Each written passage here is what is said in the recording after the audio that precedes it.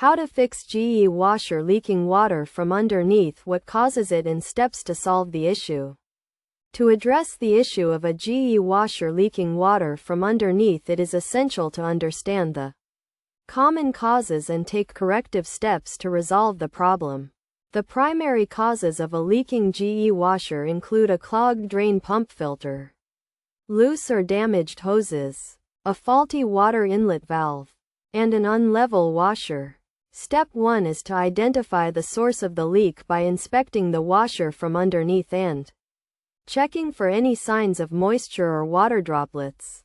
Check the drain pump filter for any blockages and clean it if necessary. Ensure that all hoses are securely connected and not damaged.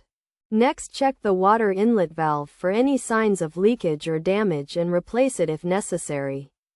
It is also essential to ensure that the washer is properly leveled, as an unlevel washer can cause the tub to vibrate excessively, leading to leaks. To level the washer, adjust the legs to ensure that the washer is perfectly level. Additionally, check the drain hose for any kinks or blockages and ensure that it is properly secured to the washer and the drain. If the leak persists, it may be necessary to replace the tub seal or the drain pump. It is recommended to consult a professional for these repairs. Regular maintenance, such as checking and cleaning the drain pump filter and ensuring that the washer is properly leveled, can help prevent leaks and extend the lifespan of the washer. By following these steps, you can identify and resolve the issue of a GE washer leaking water from underneath.